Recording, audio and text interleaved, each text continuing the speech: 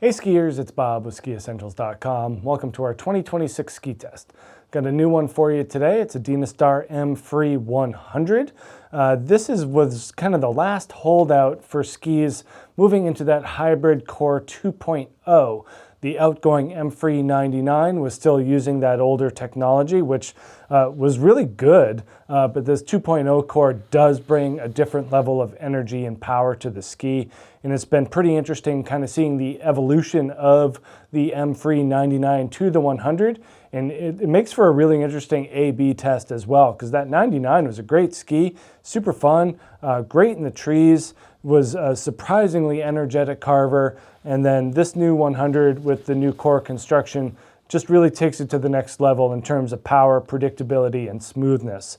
The big story here is that blend of poplar wood in the core. So one lower laminate on the bottom, and then the top two are milled and joined together under friction, as opposed to vertical stringers kind of glued together. And that friction really just delivers a different level of energy and rebound to the ski.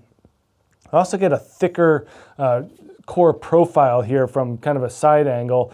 So pretty thick in the core. That is a function of that new construction. And then we also get polyurethane along the sides. So by extending that polyurethane into the sides, it does deliver smoothness and quietness while keeping the ski pretty energetic. These Dynastar skis that use this polyurethane material just generally feel different than other skis. Kind of the same way that a Stokely ski uses rubber dust in the adhesives, and it just gives it a unique style. The Dynastar polyurethane does the same thing, and it works great in this M-Free 100. They don't, they end up being kind of heavy as a result.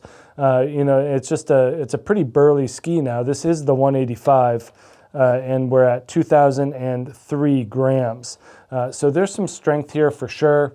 A lot of the flex is found in the very tips and tails.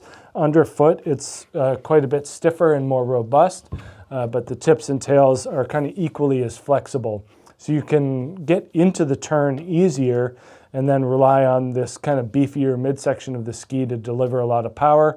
And then by kind of opening it up and finding that rocker in the tail at the end phase of the turn, really delivers a smooth carving character. So for as fun as these are in an off-trail portion, they're actually a blast on groomers. Pack powder is better than hard pack, but when you're in a turn and engaged, it really feels like a consistent flex throughout.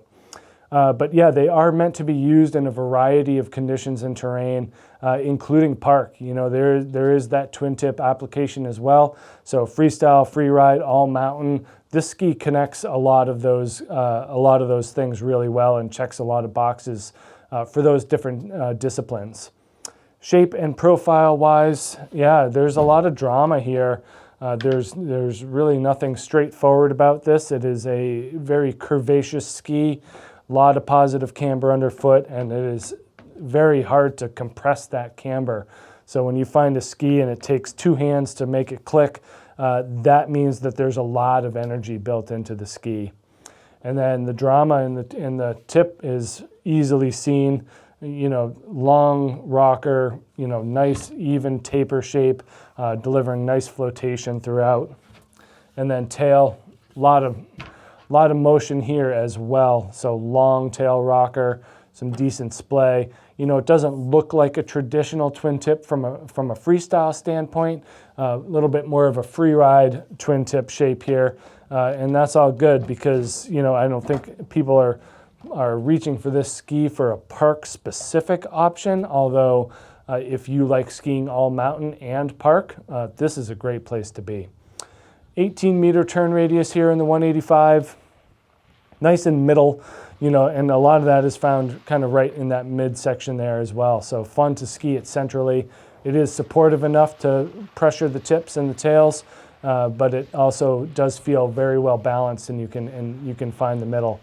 But yeah, it is pretty stiff, and on the heavy side, we do have some tester feedback here from Eli Moskowitz, and he was skiing on this 185, probably a little long He goes, the ski is damp and heavy and takes a lot of energy to ski. It definitely performs better the faster you ski and likes to be pointed down the fall line. Yeah, we did find that to be true, that it holds up well to aggressive skiing. It does not respond well to kind of gentle input. You will find that it is not as energetic or peppy naturally without kind of a baseline of speed. It likes to get going, and then when it does, then you start to feel the performance come through. And that's kind of a big difference between this 100 and the outgoing 99, which was had a little bit more of a low range. This more upper end ski and works great on the feet of advanced and expert skiers who are mixing all mountain, free ride, park, decent floater. It has more of that up and down style as opposed to kind of a drifty, surfy, or smeary style, mostly because of the stiffness and height of that camber underfoot. But yeah, great ski. Make sure to check out this new Dynastar M Free 100 here at SkiEssentials.com, and we will see you out there on the hill. Bye.